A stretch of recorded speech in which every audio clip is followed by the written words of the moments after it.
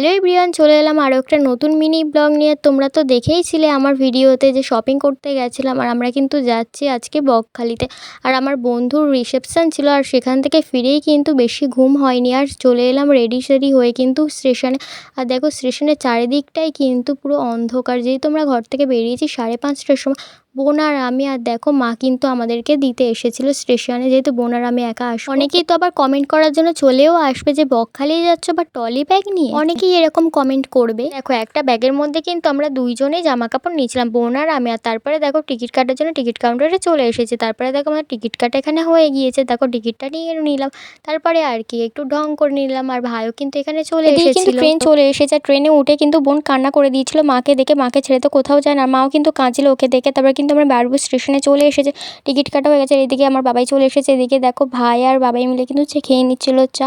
আমাদেরকে খেতে বলেছিল, আমরা খাইনি, সকালবেলা চা খাই না, তাই কিন্তু আমরা চা খাইনি।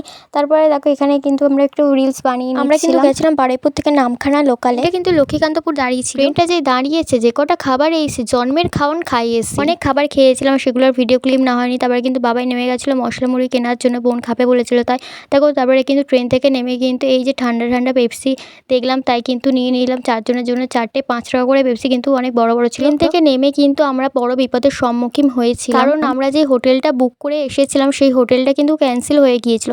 তারপরে কিন্তু অনেকক্ষণ স্টেশনে বসে থাকার পরে এই যে স্টেশনের পিছন দিকটা এসেছিলাম, এসে কিন্তু এই যে এখানে কিন্তু অনেক টোটো দাঁড়িয়েছিল। ওই টোটো কাকুগুলোকে জিজ্ঞেস করছিলাম যে কোন টোটোটা যাবে, আর এখান থেকে কিন্তু 20 টাকা করে ভাড়া নেয়।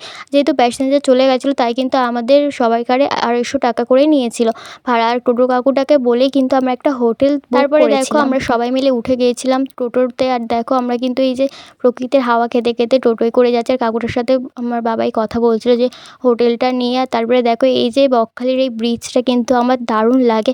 আর তোমরা কে কে এসেছো বকখালি অবশ্যই একটা কমেন্ট করে জানিও। যেমন এই ব্রিজটা ভালো লাগে, তেমনই কিন্তু এই ব্রিজটা থেকে গেলে আমার প্রচুর ভয়ও লাগে। আর দেখো চারিদিকটা তো দেখতেই পাচ্ছ, এই ব্রিজের পাশেই কিন্তু জল, আর এই জল থেকে না আগে সবাই নৌকায় করে পার হয়ে কিন্তু বকখালি কেমন লাগলো অবশ্যই কমেন্টে জানিও। চলো নেক্সট মিনি ব্লগে দেখা হচ্ছে, টাটা।